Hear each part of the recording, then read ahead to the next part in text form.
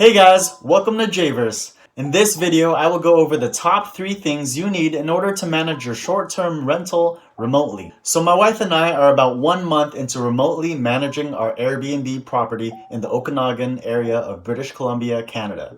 And I can say we have been learning a lot during this journey, and we would love to share with you guys our tips and tricks into managing our Airbnb from a distance. Me being a realtor and my wife having interior design and organization skills has really helped us work together to make this Airbnb a success. So if you watched our last video, you know that our first Airbnb property is about 4.5 hours away from our home, which is pretty far. But that is how we did it to get the most bang for our buck.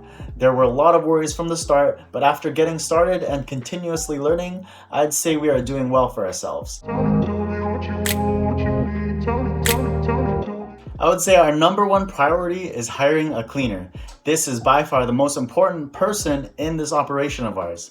We found our cleaner through a local Facebook groups. My wife posted in a Facebook group specific to the location of our Airbnb that we were looking for a cleaner. We ended up doing a phone interviews and an in-person meetup as well, and we hired our cleaner. We made our expectations clear, and our cleaner had experience with Airbnbs, even gave us tips in setting up our property, and even had other cleaners on her team in case they were not able to clean. So yeah, your cleaner is your number 1 most important person.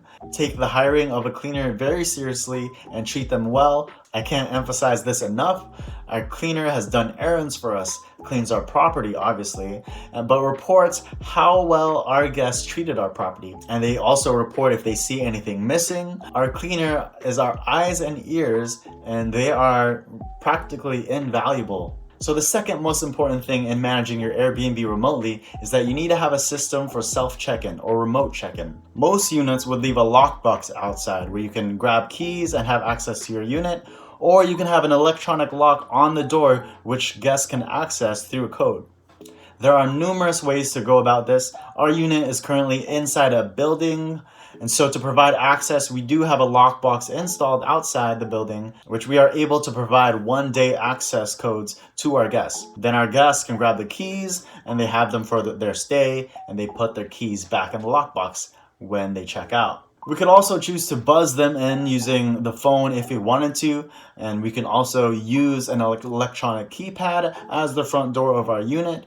But our current one, we've noticed, drains battery so fast. So right now we will stick with our current method of the lockbox, and we'll see in the future, maybe we can change it up. And the third most important thing in remotely managing your short-term rental is the Airbnb app itself. It is really good for communicating with guests, giving our guests instructions, payment, it's all there. Listing with Airbnb comes with insurance as well, which is included in the Airbnb fees they charge per listing. Airbnb is the only platform we are using right now for short-term rentals. My wife has set up some automated messaging through the Airbnb app itself, which makes things super convenient. We don't have to constantly message guests, which does take a lot of time off our hands. A couple of suggestions I have for you in using the Airbnb app is to keep all interactions with your guests through the Airbnb app. This is for when you have a claim through Airbnb, you can easily resolve it as you would have proof through your interactions with your guests. And another tip I have for you would be to make sure your guests properly input the correct number of guests that they are bringing. For example, if there are 2 adults, to make sure they book for 2 and not just the single person who booked it.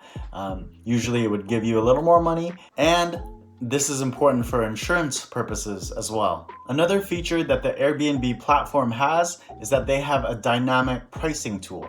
I'm not sure how well this works, as we are currently using another tool known as Price Labs to help price out our unit properly per night. But for Price Labs looks at the occupancy rates all around our building and helps us come up with prices on a nightly basis.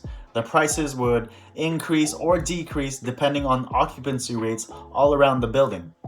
One of the reasons why I use Price Labs is that they use data from other platforms such as vrbo and other listing platforms. With Price Labs, it syncs directly with the Airbnb platform, so you don't have to do things manually. I do have a referral code if you're interested in giving it a try. It will give you some free credits to try out Price Labs, and it does give me some credits as well. So those are the top 3 things that you need in order to manage your Airbnb remotely. If it wasn't for setting up the property itself and dealing with the physical keys, you could almost do this entirely online. But if you've seen my last Airbnb video, we've had to put in the work, physically go to the property, decorate the property. But since our last trip and setting it up, we've been running for about a month now, and we haven't had the need to go to Vernon to do anything with our property. We've been able to manage it remotely.